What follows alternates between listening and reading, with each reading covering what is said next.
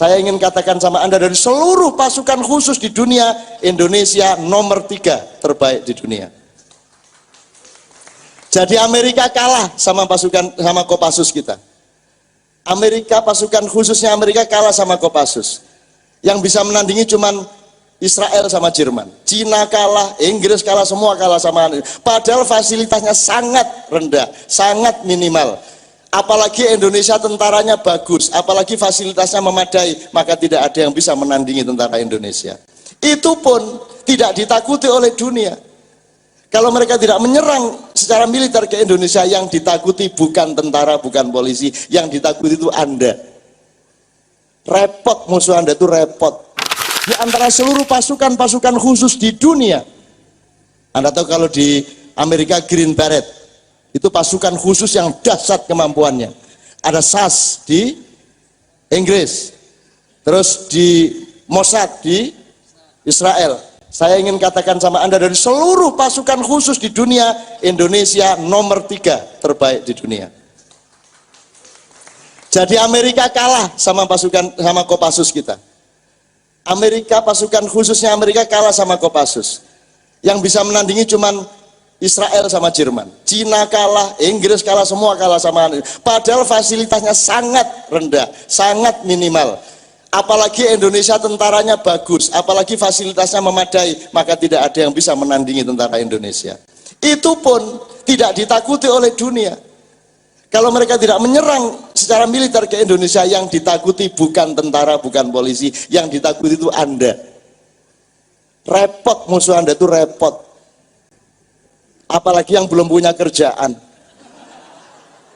Belum punya kerjaan, didatangi musuh. Enak toh? Loh, kini nggak punya kerjaan ya dikasih. Ayo udah. Dan tidak ada orang yang senekat orang Indonesia, benar nggak? Kata nekat nggak ada bahasa Inggrisnya, nggak ada bahasa Arabnya. Hanya bahasa Indonesia ada nekat. Berani naik kereta api di atapnya 200 orang. Kereta listrik lagi. Sebelum dilarang dulu, betul enggak Pak?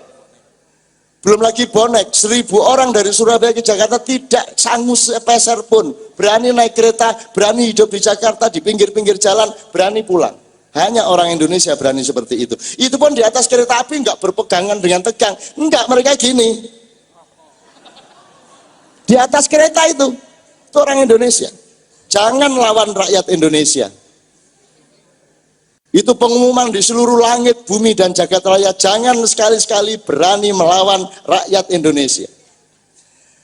Ekonominya hancur lebur secara kenegaraan. Tapi lihatlah, mana ada hidup melebihi enaknya hidup di Pulau Jawa, di seluruh pulau-pulau Indonesia. Di sini enak sekali, Mas.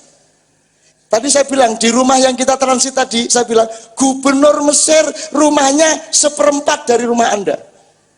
Di sini rumah di kecamatan-kecamatan bagus-bagus. Nggak tahu kerjaannya apa, kok kaya-kaya di sini. Saya sama Kiai Kanjeng pentas di 6 provinsi Mesir. Itu rumah gubernur tuh kordennya aja memalukan. Kordennya aja kita dikasih nggak mau. Begitu miskinnya mereka. Sementara di Indonesia kemudahan hidup luar biasa. Gaji sedikit tapi barang murah di sini. Kalau murah itu dalam arti dibanding di luar negeri. Kalau di Amerika $1 nggak dapat apa-apa. Untuk hamburger 1 itu butuh $6, minimum $4,5. Di sini $1 berapa? 10.000. Berapa? Bisa makan kenyang nggak 10.000? 2 kali makan tambah kopi, teh, kerupuk. Apalagi kerupuk 15 ngaku cuma 2. Jadi di sini hidup itu sangat enak, justru karena rakyatnya hebat. Udah, mau beli apa? Jam berapa? Keluar rumah jam berapa? Mau beli apa? Ada enggak? Ada aja tuh warung-warung tadi mana tuh, nyelempit-nyelempit itu. Ada. Mau minum apa? Mau makan apa? Ada. Jam berapa saja? Itu Indonesia. Mau beli kartu, SIM card. Kamu pergi ke Inggris, kamu pergi ke Belanda, kamu pergi ke Turki. Untuk dapat 1 kartu, ini tanya sama Kiai Kanjeng, kita ke Maroko, ngurus 1 SIM card 3 jam tidak selesai. Di sini kayak beli kacang toh, dijiset, terus didaftarkan dengan nama pura-pura, ya toh, alamat palsu. Lo semua orang, gitu loh. Jadi Indonesia ini Mas, memang hancur negaranya, memang hancur, kurang ajar pemerintahnya, tapi rakyatnya jagoan dan paling suci. Ketawa terus, belum lagi mentalnya hebat, semiskin apapun dia tetap tegar. Betul enggak? Makin miskin makin gini jalannya. Untuk menyembunyikan dia nggak punya duit. Betul enggak? Orang Indonesia kok, orang Indonesia itu sedih kayak apapun cengenges. Makin banyak utang, lu gimana ndak punya kerjaan berani kawin di sini. Terus istrinya hamil, malah kredit motor, betul enggak? Betul enggak? Berani kok di sini. Nanti 3 bulan ndak bisa bayar, paling disita. Indonesia jangan dilawan. Indonesia, Allah. Insya Allah dengan pengetahuan saya melihat rakyat Indonesia, aku keliling tiap malam ganti kota, bertemu dengan pahlawan-pahlawan seperti Anda, dan aku yakin suatu hari Indonesia akan memancar menjadi mercusuar dunia. Kamu lihat film-film di televisi, kartun-kartun, Upin Ipin, kamu pikir milik Malaysia itu bikinan kita? Cuman karena pemerintah kita nggak bener akhirnya dijual di Malaysia. Film-film Jepang itu yang bikin kita. Musik-musik film Jepang yang bikin orang tuli di Jakarta. Piala Dunia yang bikin orang mana? Orang Jawa Barat. Bola dunia untuk sepak bola, orang mana yang bikin? Orang Jawa Barat. Semua yang bikin kita, cuman kita ini rendah hati. Semua orang nggak tahu. Dan yang paling rendah hati dari semua itu kan Yogyakarta.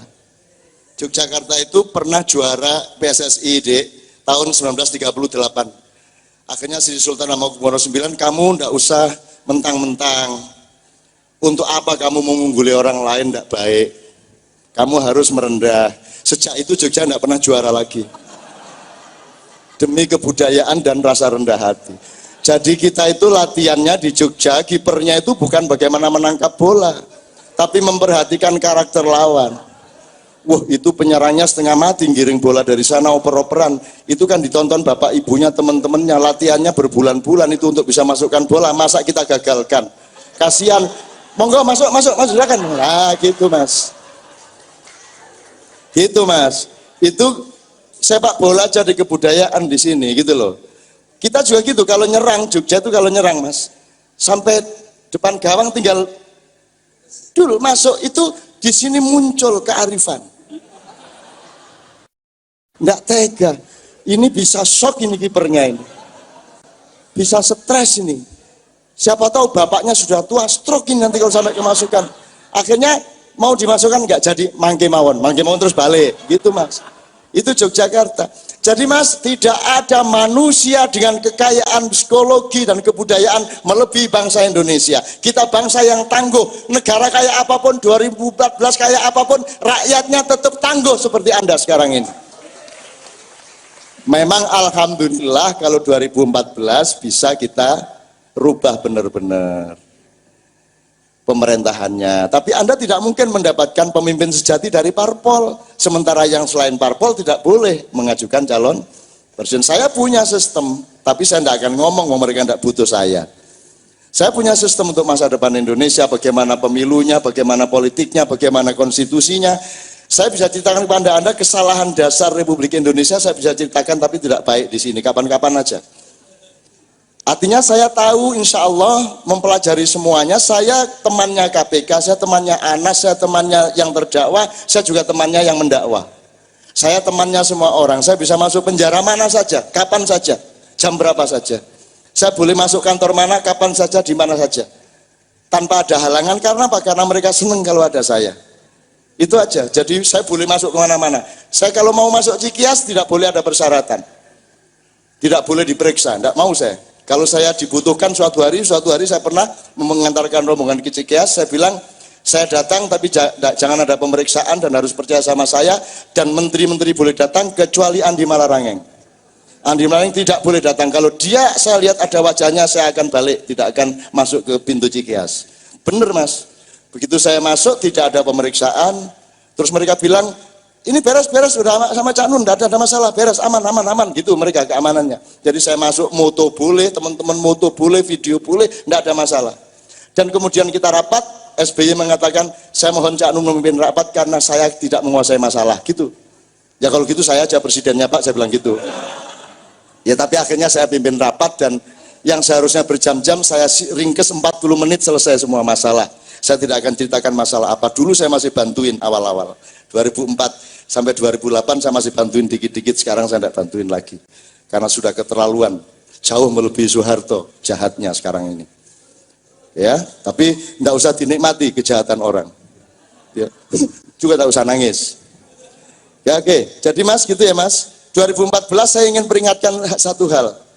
Pertama, pastikan kemandirianmu. Rizki siapa yang punya? Allah. Sudah tahu? Anda kerja terus. Nanti kalau umpamanya kesibukan kita di Indonesia 2014 bukan pemilu, tapi bencana alam, tolong siap.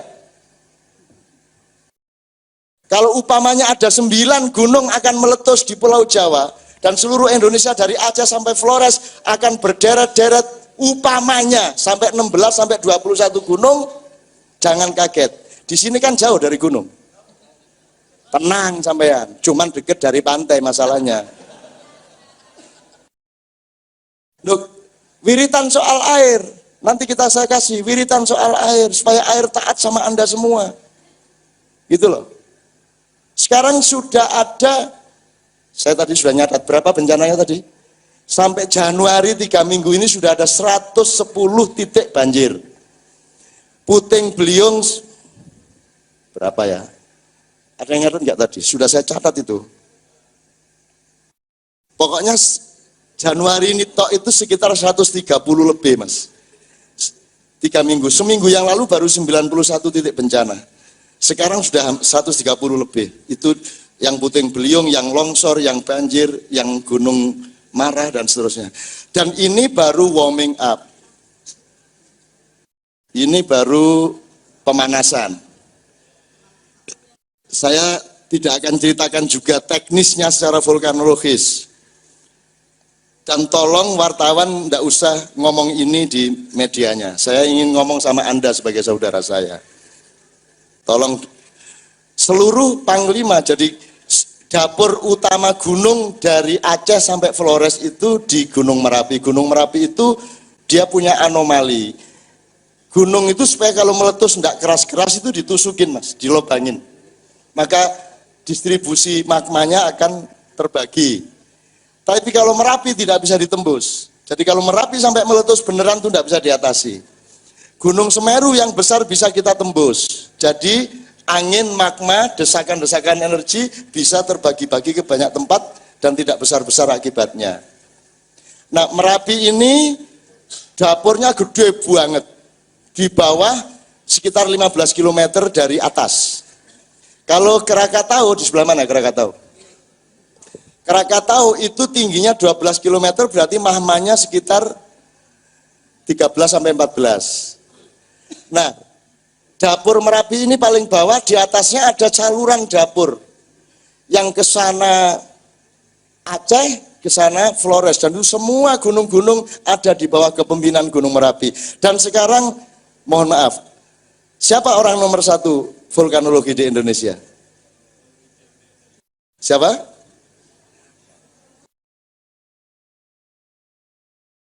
Yang dulu waktu Merapi yang sering ngomong di televisi.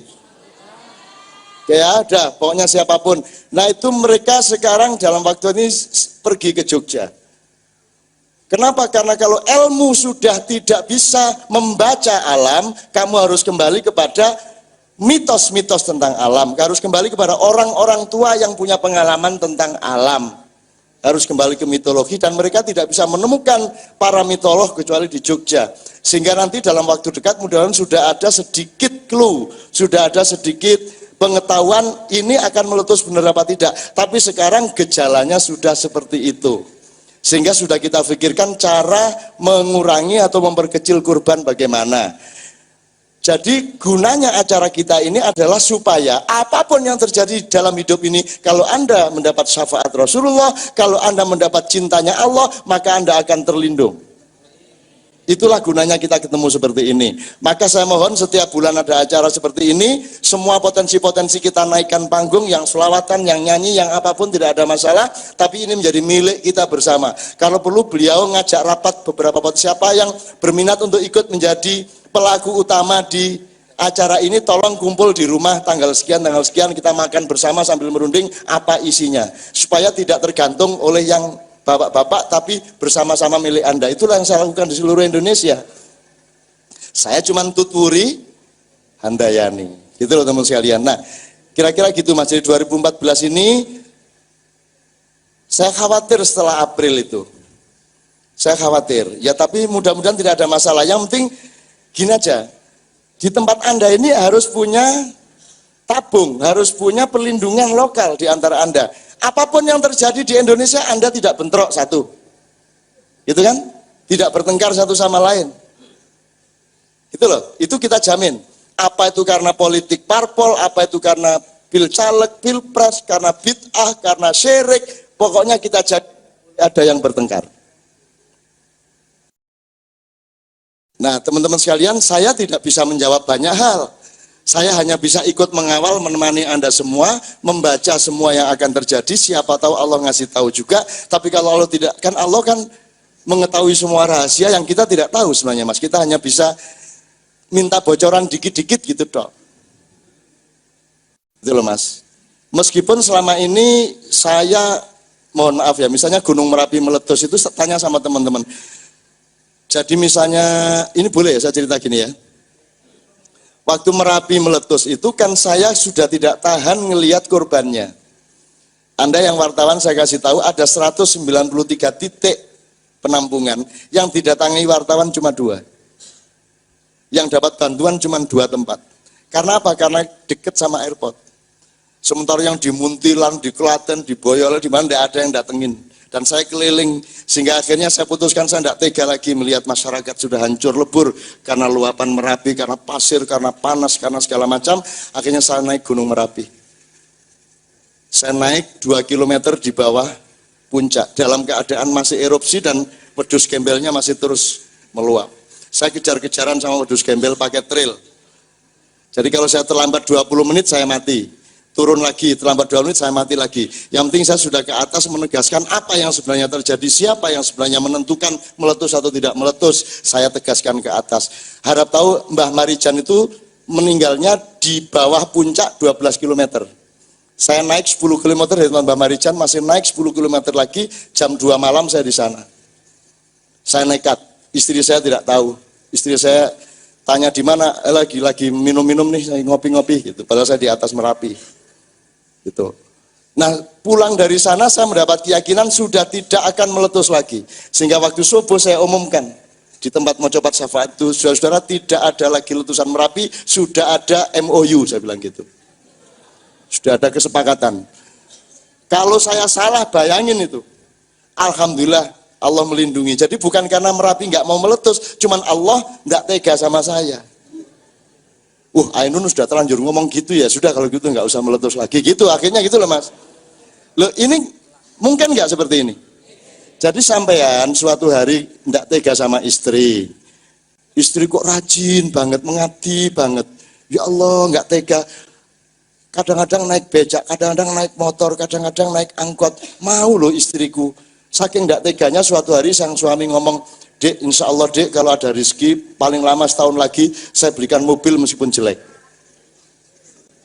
Padahal enggak punya duit, tapi karena saking terharunya ngomong gitu.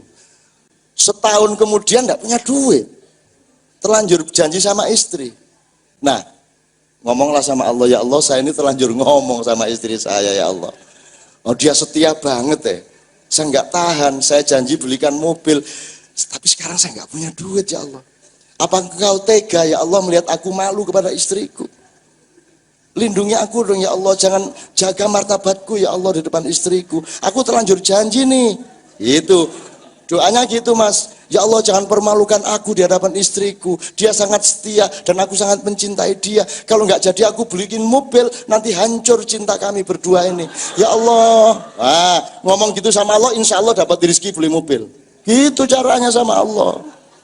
Sama Allah tuh jangan kayak sama presiden takut-takut gitu, Allah itu terbuka. Kadang-kadang ngomong kurang ajar dikit gitu. Ya bukan saya ini, jangan terus MH mengajarkan kurang ajar kepada Tuhan, ya jangan gitu, maksud saya itu enggak gitu, maksud saya itu sama Allah itu, saya nanti kasih contoh-contoh lah, banyak sekali contoh-contoh. Sama Allah itu yang manja.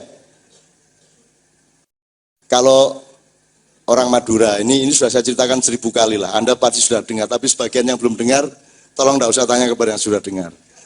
Orang Madura cari ikan, pakai perahu di laut, sampai maghrib enggak dapat ikan. Terus marah dia sama Allah. Gini dia, ya Allah, katanya Rahman Rohim sampean itu. Mana Rahman Rohimnya itu loh, mana? Mosok sampai maghrib gini saya tidak dapat ikan satu pun, di mana? Katanya Rahman Rohim, saya kalau sholat jadi ragu-ragu ini saya gitu kan. Gitu, itu orang Madura. Ya kasihlah 5 ekor saja ya Allah, kan aku harus pulang bawa ikan.